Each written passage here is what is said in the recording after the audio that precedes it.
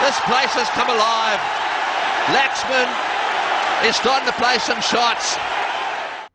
Hello and welcome to episode 23 of Radio Cricket. I'm Nishant Joshi, and joining me today is the man who is to cricket what Clint Eastwood is to chairs. It is James Marsh. Yes, hello Nishant. Yes, it's a very, very empty existence that I lead, unfortunately. Not least because I haven't spoken to you for a good few weeks. But anyway, nice to speak to you again. I hope you're well. It's perhaps been rather a sad and empty few weeks in cricket as well, because we've had yet another retirement of one of the greats. Of course, VVS Laxman has said a very, very sad goodbye to international cricket. So, Nishant, how are you coping with this terrible news? To be honest, I was very disappointed to see that he'd retired before the series. I mean, it was quite a classy thing of him to do, I suppose. He did feel like he was being pushed out, and he jumped before he was pushed, despite having the opportunity to play a final test in front of his home crowd in Hyderabad. And I think that's the mark of the man. I mean, he had a great opportunity to go out on a high in front of his home crowd, but he decided to give the youngsters an opportunity instead. And those youngsters have done exceptionally well in his absence. You've got Virat Kohli, who scored 5 consecutive Test 50s, which is exceptional for a young man. And you've got Che and Virat, who's really slotted in brilliantly at number 3 as well. And to be honest, the loss of Dravid and Laxman has been quite cushioned by these two. And in their own style, they've really filled the gap of Dravid and Laxman. You still have got the problem of Suresh Raina, who keeps on getting out stupid shots at inappropriate times. But at least 2 out of 3 ain't that bad. No, indeed not. Well, those two, Kohli and Pujara, have indeed been very impressive. Suresh Raina played an absolute stinker of a shot in the second innings, but you have to admire his dedication to maintaining the international career of Sachin, I think. But just coming back to Laxman, it is the mark of the man that he didn't want to take up a place, even though he could have had a last farewell in front of his home crowd. Also, the fact he will be playing at that stadium again, though, because he's decided to go back and play in Ranji cricket once more, which again is just another nice touch. I think one of the other things about him, I literally can't recall him having any particularly nasty spats with anyone. He even managed to keep his calm when Greg Chappell was coaching him, despite having subsequently said how unhappy he was during the Australians' tenure. And sad to see Laxman go, and of course when he was batting, for the sheer beauty of a human being connecting with a sphere, I would put him in the same bracket as Neil Armstrong.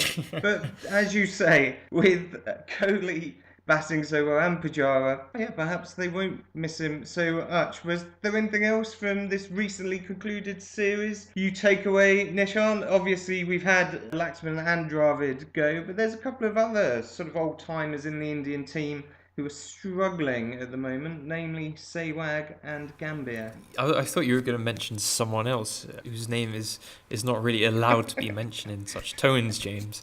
So I think you would have had effigies burning of you in Mumbai if you'd finished that sentence the way I thought you were going to finish it.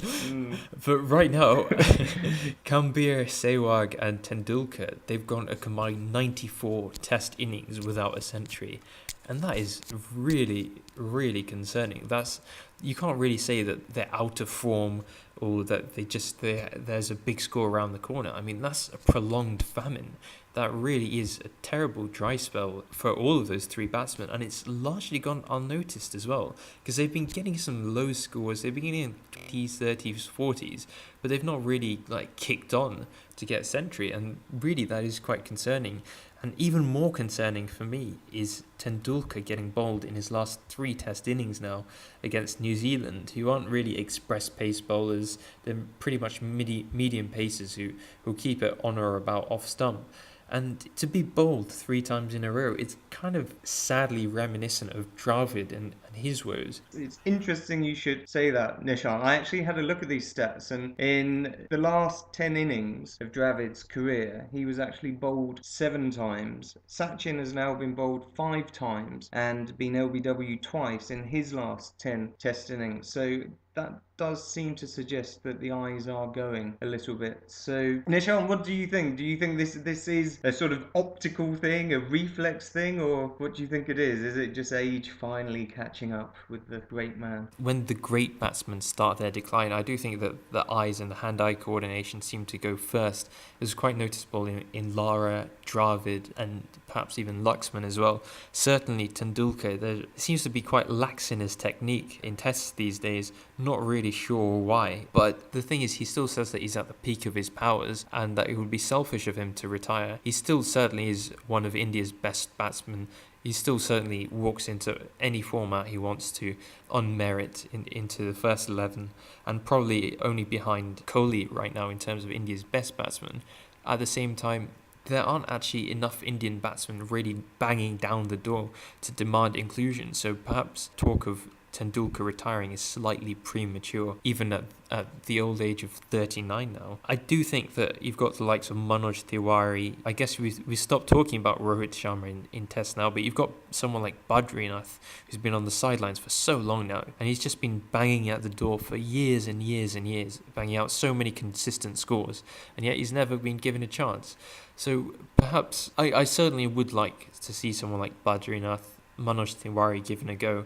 If it's at Tendulkar's expense, then so be it. I would be incredibly surprised if you don't have that trio of Sehwag, Gambhir and Tendulkar playing against England for the 4-test series that starts in November. I mean, Sehwag is still a very dangerous customer, and you still can't give him any width unless you're his tailor, of course, when it's an increasing necessity these days. But with him and Gambhir, at the moment, you know you'll get a flying start, but you're never quite sure when the wings are going to fall off. They did put on 77 in the second test in Bangalore that finished on Monday, which was a very good platform for India's successful run chase, but that was their first 50 partnership in 12 innings, so it does show that they've been a bit shaky. I think Sehwag might feel he's got a bit of, well, not so much unfinished business, but he didn't play a full part in the test series last year in England, and of course England will remember his blistering 83 back in 2008 in Chennai, in what was quite an emotional and iconic test coming quite soon after the Mumbai terrorist attacks. But it's certainly quite an interesting transitional time for both teams, and of course we've said goodbye to VVS, and we should also pause and say a farewell to Andrew Strauss, who this week retired from all cricket, not just international. So Nishan, were you surprised to see Strauss say goodbye? I mean, I'm not sure there's a huge amount of contenders banging on the door to replace him as a batsman. To be honest, we've got people like Joe Root at Yorkshire, but were you a little surprised to see Strauss go? Yeah, I was, to be honest, because I thought Strauss still had plenty to offer England as a batsman and as a captain. But at the end of the day, I think he's an extremely pragmatic man, and that's pretty much been the hallmark of his captaincy. I suppose you can say he's also gone out in a similar way to Luxman. As soon as he thought that he didn't have anything to offer to the side, he's decided to go out on his own terms. He's not had a farewell test, he's not gone out with any pomp or ceremony or anything like that. He's just gone out in a very dignified manner. He's not drawn attention to himself or anything like that. He's really been an excellent stabilising influence on England in the last few years, and they really do owe a massive debt of thanks to Andrew Strauss just for stabilising the team. If we rewind a few years when he took over just after the KP and Peter Moore's fiasco, one of KP's earlier fiascos in an England shirt. And really, England were in disarray then. They got bowled out for 51 in the West Indies pretty soon after he took over, and from there he really did kick on as a captain and really matured as a man, and he's built his team in his image as well. Perhaps if Luxman, you can describe him as an artist such as Matisse, then perhaps Strauss was more of Bob the Builder with a paint roller, but nonetheless they both got the job done for their team in a very unassuming manner, and I think the game will miss them both. Yeah, sure. I think it was testament to his pragmatism, as you suggest. I think he's always been straight up with his players, and he's been straight up with himself in the timing of his retirement. He used to be great at converting 50s into 100s, but in recent times he's had problems converting 20s into 30s, so I guess that's why he thought he did have to go. Michael Vaughan, when he was speaking about the realisation that he no longer deserved to be captain in England, he said, when it comes quickly. So I think that's what happened to Strauss. Strauss, I guess it's just a little bit of a shame that the dignity and application that he's shown throughout his career and as captain in his 50 tests has been in stark contrast to the Peterson ECB farce that has slightly clouded the end of his career. But I think looking back at it in the history books, people will just say what a wonderful career it was.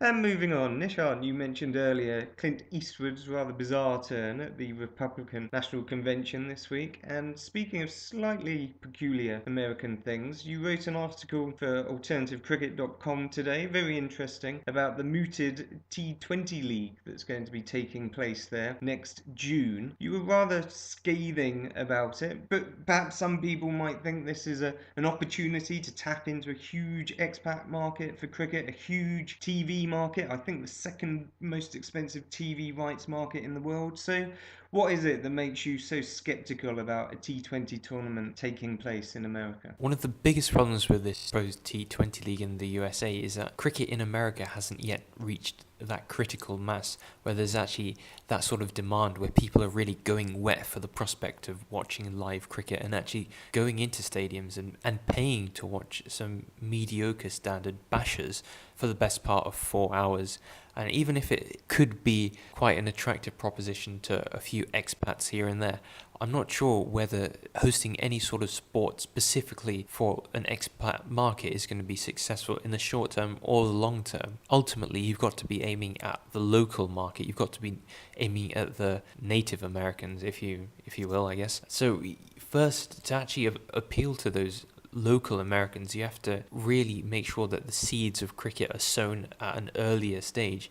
So really, cricket development in America needs to be far more advanced. The market for cricket needs to be far more developed than it is right now for T20 league to become a success. I must admit, I wasn't aware of these wranglings within the USA Cricket Association, which I have to say makes the ECB look rather like 6th century BC Athens in terms of democracy. There's a wonderfully named president called Winston Dainty, but he does seem to be anything but when it comes to his dealings with the member leagues across the USA. And I think 15 of the 27 member leagues were ineligible to vote in the USA Cricket Association elections, which Winston Dainty won, which was not to the great surprise of a lot of close observers of cricket in America.